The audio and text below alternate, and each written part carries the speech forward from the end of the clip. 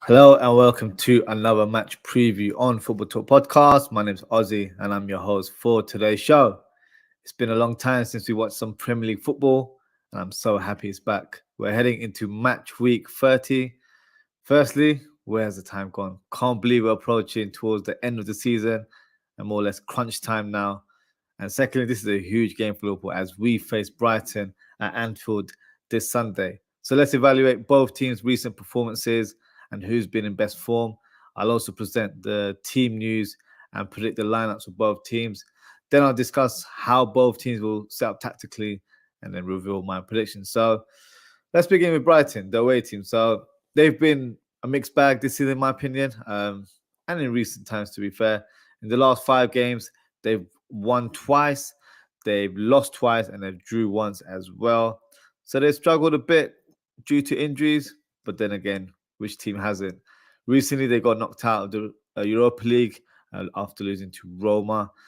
So you'd assume their focus is back on the Premier League now, and they'll need to make sure they qualify for European football again this season. OZZWRLD has done a decent job for Brighton, and he's actually one of the names linked with the Liverpool job next season. Big question is, would I take him as Liverpool manager? I'm a bit on the fence with him. I do like his football philosophy, but I think the Liverpool job might be too big for his boots. But that's my opinion. But before we close the show today, I will discuss the managerial position as there has been some developments with regards to the next appointment. But onto this fixture, let's look at Liverpool's recent form. In the last encounter, it was against Manchester City, where we drew 1-1. That feels like such a lifetime ago. But before that, we had won 4 games in the last 5. That defeat against Manchester United in the FA Cup was a big blow, but I don't think he'll have any sort of impact or hangover in terms of our upcoming fixtures. I think we'll probably just shrug it off and now focus on the league and the Europa League and try and claim that treble now. You know, there's no more quad talk, so onto the treble talk now. But for now, the focus is Brighton in the Premier League. So let's present the team news. And we'll start with Liverpool. With regards to Robertson, unfortunately, he's picked up an injury. This was during international duty against Northern Ireland. A frustrating one, as Liverpool advised Scotland to make sure they managed his minutes, but that was ignored by the manager, Steve Clarke. And this is the second time this season that Robbo has picked up an injury during international duty. So as annoyed as I was to hear that news, the good news from that injury is that it's not long-term. He should be back in contention to play for the squad in the coming days. So this fixture might be too soon, but it should be available in the next game against Sheffield United or possibly Manchester United on the 7th. In other news, Núñez, Gakpo and Diaz all picked up minor injuries in the last fixture, which was against Manchester United. But all 3 players should be available, although Núñez might be touch and go after suffering a hamstring injury. Jota is back in training, but unfortunately he's not ready to return to the squad. The 7th of April is the date that's been marked in the calendar against Manchester United.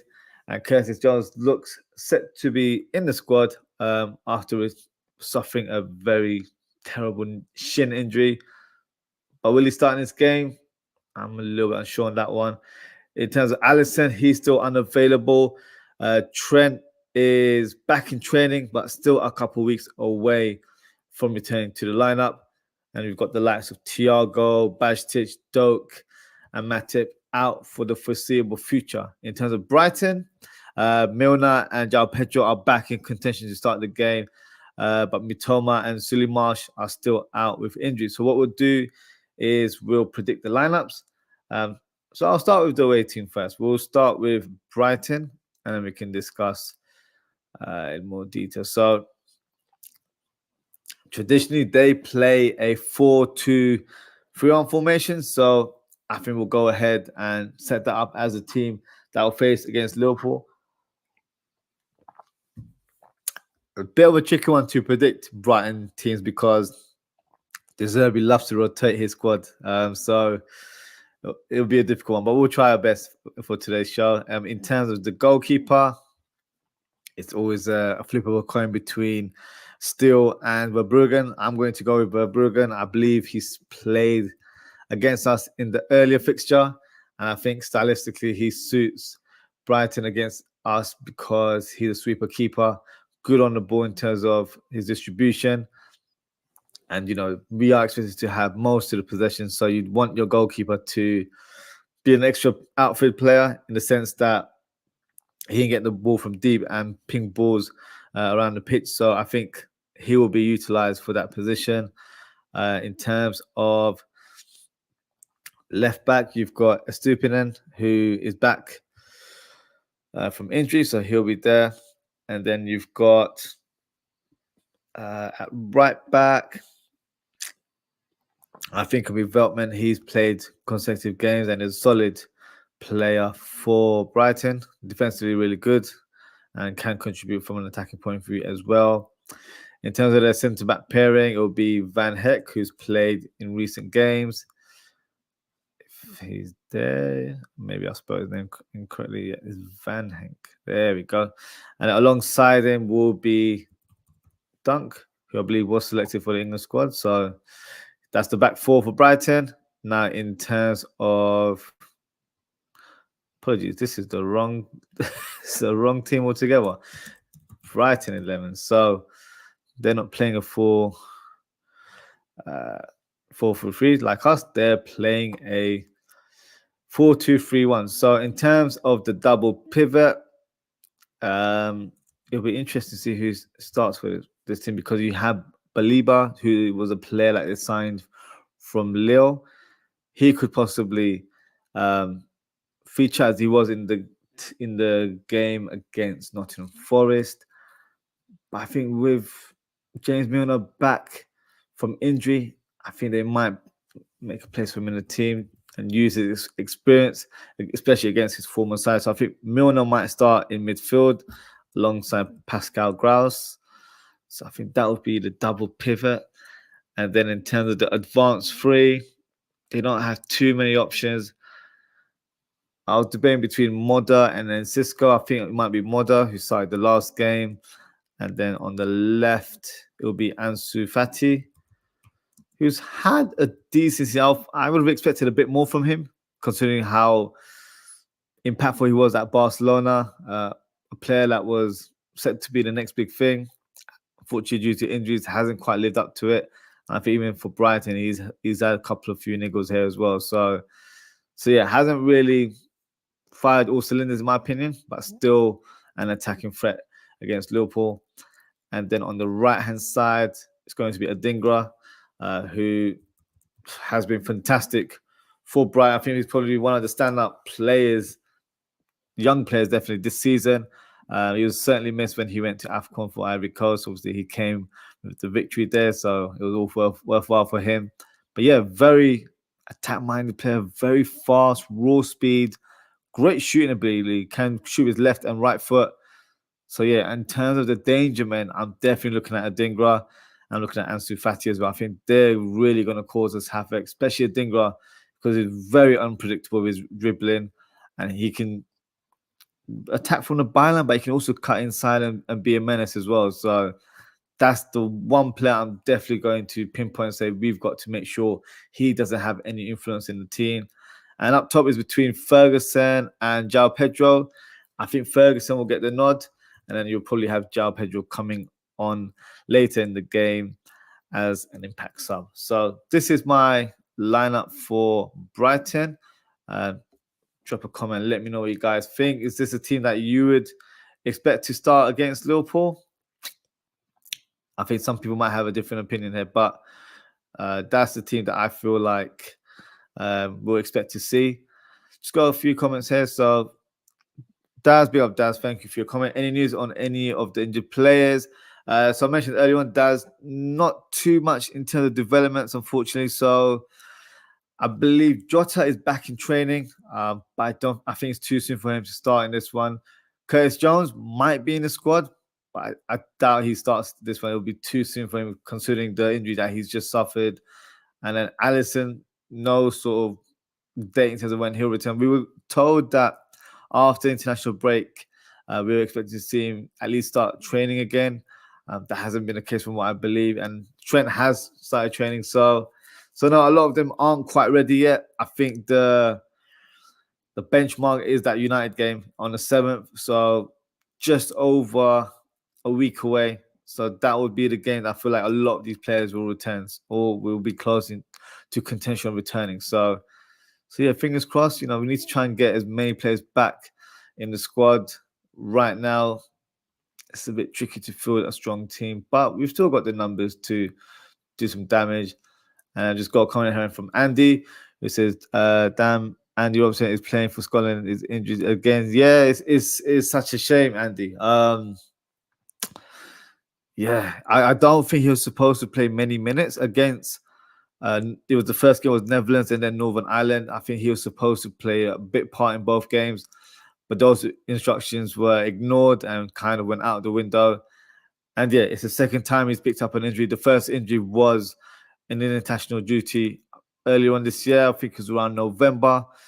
So yeah, frustrating that he's picked up another one, but thankfully it's a small injury where he might even be contention for this game, but I think they probably won't risk it due to the injury record he's had this season.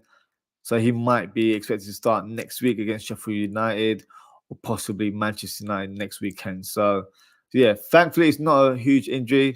Another concern, not a concern, but Tsimikas played for Greece earlier in the week on international duty, played around 210 minutes. They were playing a playoff game, so obviously went through to extra time. So yeah, that's one player that won't be as fresh as he probably should be. So yeah, we'll discuss the Liverpool lineup, and let's do it now. So yeah, let's start with the Liverpool lineup there. So we'll start with Kelleher in goal.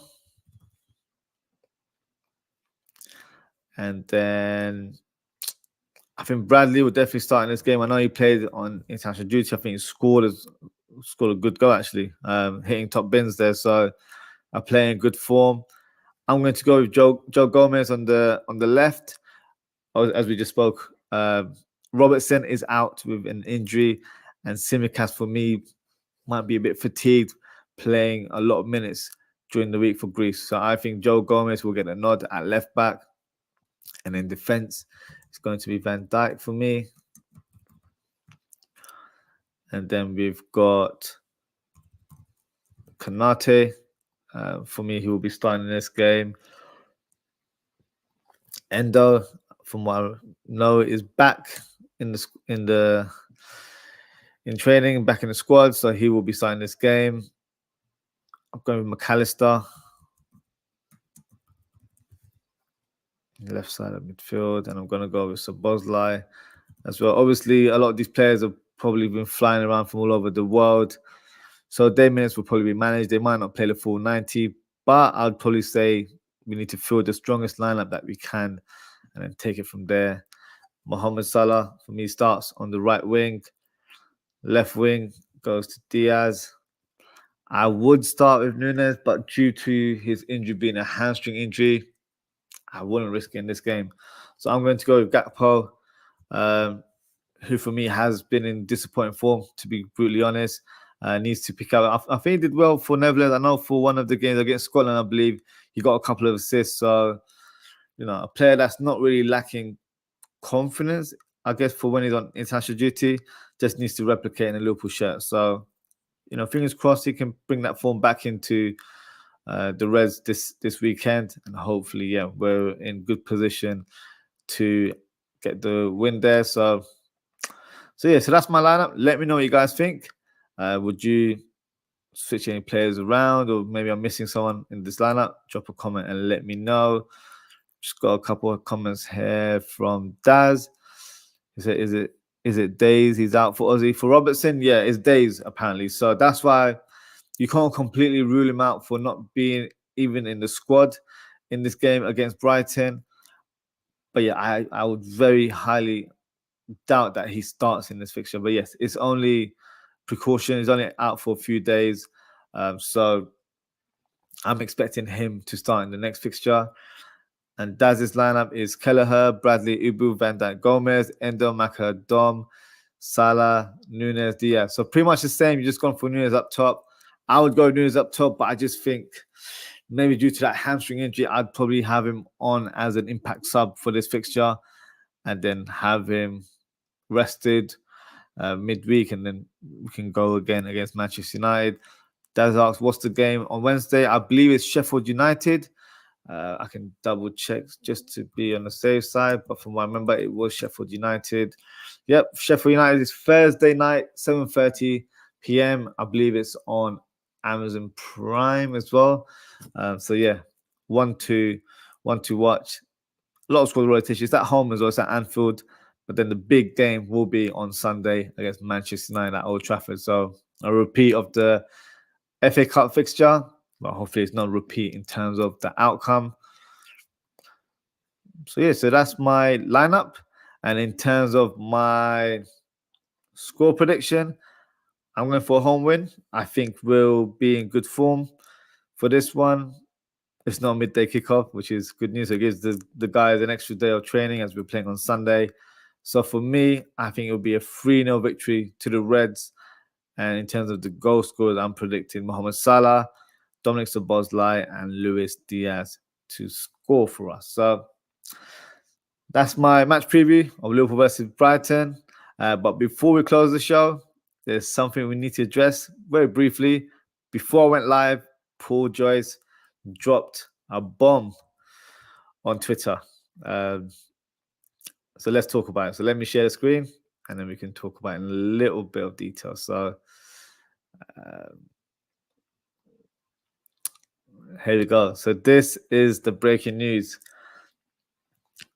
And that is Xabi Alonso is now unlikely to feature on final shortlist to replace Jurgen Klopp. My thoughts in this one.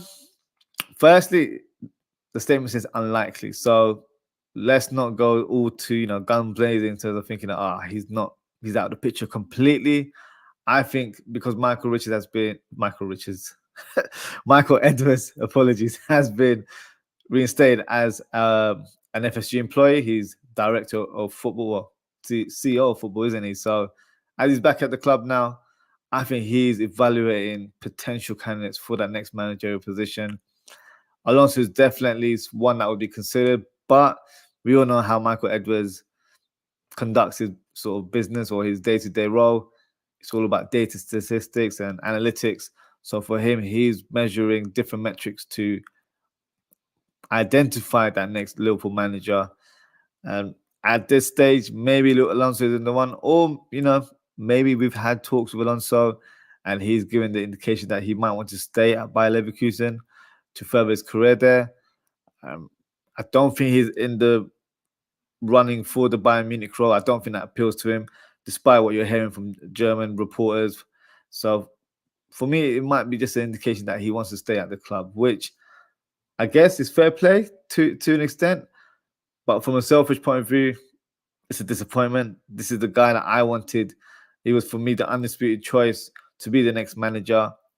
But right now, you got to take this news with a pinch of salt. I wouldn't get too emotionally driven by the news. It's just something that, you've got to just bear in mind. And, as I mentioned earlier, we're in match week 38 more match weeks to go. We've got the Premier League to focus on. We've got the Europa League as well. We might even face Alonso in the final if, all the results go that way. So we've got lots to look forward to. The managerial position will resolve itself towards the latter stage of the season. So I'm not too concerned. But if I'm being brutally honest, yes, if Alonso is not the next manager of Liverpool Football Club, I will be a tad bit disappointed, as he was my favourite choice. Maybe I'm going off by a little bit of emotion because he's a former player and, he's got everything attached to that, possibly. But I do feel like he's that next manager that is possibly the next top coach, in my opinion. That new wave of coaches that are coming through, I think he's probably top of the class. Just the way he sort of sets up the team. He's unbeaten right now. We're touching April very soon. So unbeaten in all competitions. You can't do that by luck. That comes down to preparation and being tactically astute in terms of how you set your team up. And I like the way in terms of how he sets up the team, high possession football and counter pressing as well, which is different to how we play. We're very, end to end, like a basketball game sort of football, heavy metal football, as Klopp would describe it. So yeah, it would have been nice to have a manager with a different approach, but also understands the club, understands the fans, understands the city. So it ticked all the boxes for me. But hey, at the minute, the strong candidate is Sporting manager Ruben Amorim, who for me is not a bad candidate. But if I'm being honest, Alonso has always been my first choice and is my preference. But we'll see how it goes. This news is not the end all in terms of who the next manager of Liverpool Football Club will be. I don't think this is concrete news, but it's just speculation or the sort of hearing that we're getting, because it's coming from Paul Joyce, who we all know is a very reliable source as a journalist. So we'll see. He doesn't always get it right. So let's just see what the future holds for Liverpool and the next manager in line. But that's just my initial thoughts on the news. But that concludes the show for tonight. Just got a couple comments here. Just got one more comment here from Daz. Thursday on, is it not on TNT or Sky? No, so from what I know, it's on Prime. I'm just going to check. I saw it earlier on today.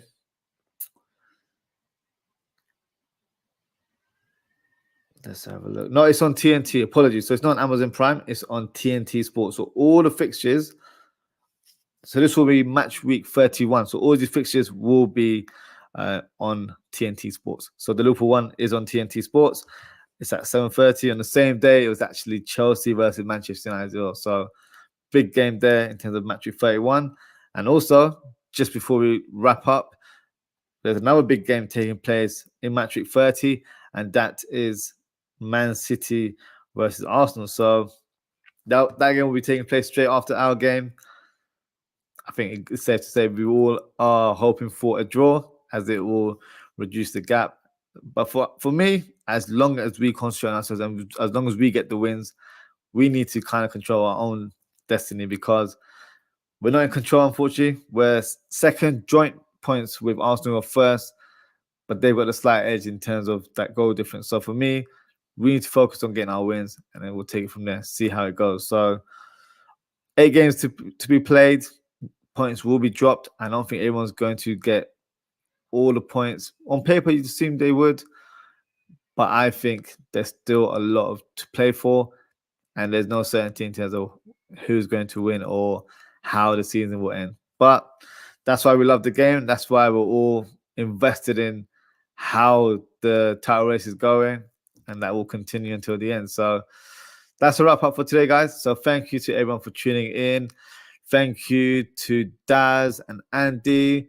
Just got a comment here from OZZIE'S World. It says, yes, bro. Big up, Fozzie. Thank you for your comment. Thank you for tuning in as well. So if you haven't already, please don't forget to like, comment, share, and subscribe. The next show that I'll be doing will be on Monday, as I'll be doing a match reaction. Also, before I wrap up, I just wanted to give you guys some news. I've launched a clothing brand that I've called OZWRLD, where I have created some unique and custom designs referencing the football world. Lots of Liverpool designs. So please feel free to have a look. And if you like a design, make sure you make a purchase. The website is OZWRLD.co.uk. So it's OZWRLD without an O. So it's OZWRLD.co.uk. I've also pinned the link in the live chat. So yeah, feel free, have a look. Let me know what you guys think of the designs. And yeah, that's a wrap up for today, guys. So take care. Enjoy the rest of your evening. Have a great Easter. And yes, hope to speak to you all on Monday. Goodbye. Welcome to OZWRLD, the home of custom and unique designs referencing the football world. Our designs are tailor-made for all football fans. So express your views through the clothing you wear. Purchase your shirt today at OZWRLD.co.uk.